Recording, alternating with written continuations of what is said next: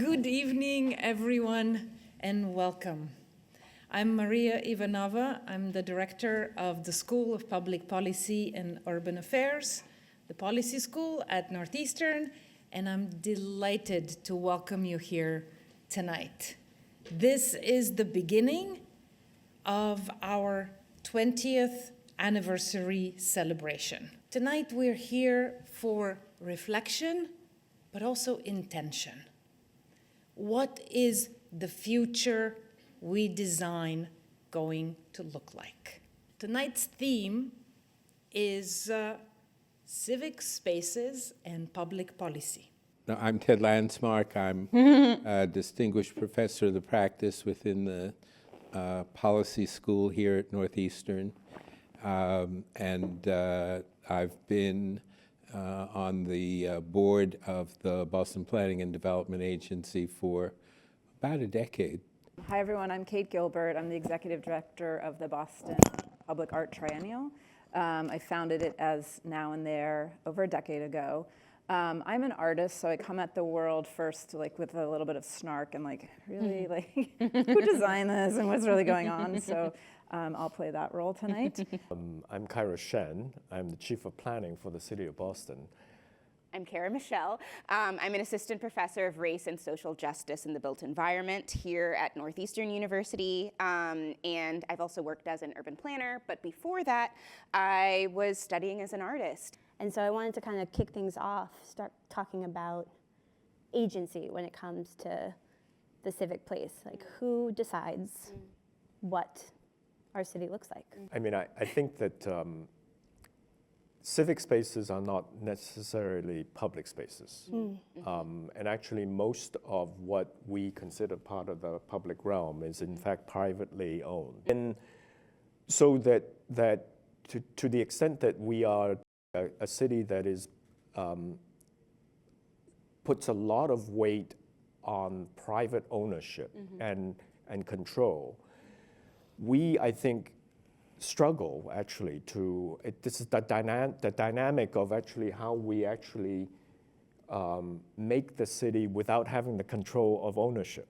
And so to the extent that we can plan and we have the legal authority to plan, but that doesn't mean that it happens. And so I think that the question about who decides is only one part of the important question, because then who actually acts? The Leather District, and that is, we are a very small neighborhood. We don't have much voting. We don't vote. I do.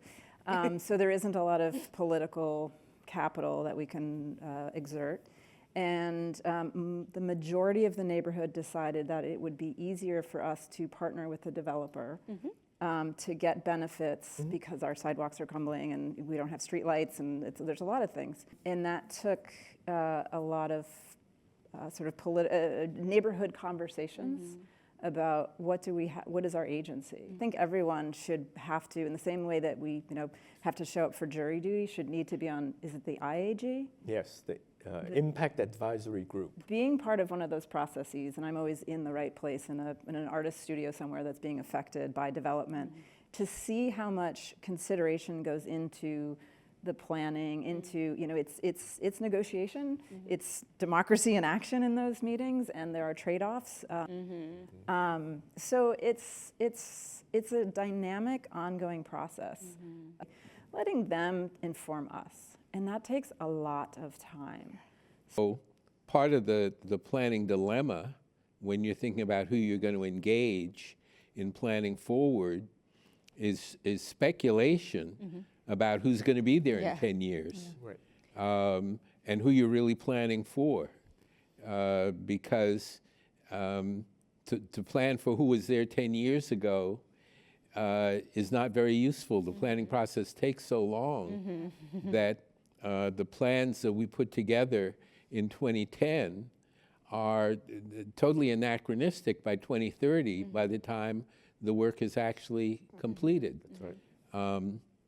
And so then it becomes a very difficult question as to who you engage and in what ways around what the future of that community is going to be. So half my brain now is artist, half my brain is urban planner, and I always struggle to merge the two. So I am thinking very much in terms of like tactical urbanism still, and you know the reason why I brought it up in our earlier conversation is because it is that way of kind of like finding the loophole to, you know, even if something doesn't seem efficient or economically viable or permissible based on existing policy, what if you just do it? See how people respond, and then maybe the thing will stay. And I feel like that was really pronounced during COVID. And so then all of a sudden this thing that had been a fight between city planning and Department of Transportation for years before becomes permissible because now we're in like this totally strange environment.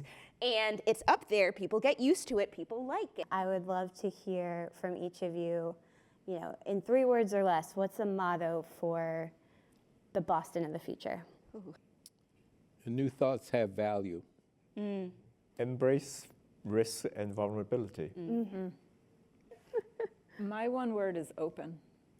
Bring back the club, like more dance parties, more parties in general. I miss being able to engage with people and meet strangers that way through just like movement and joy and music. So bring back the club. Bring back the club.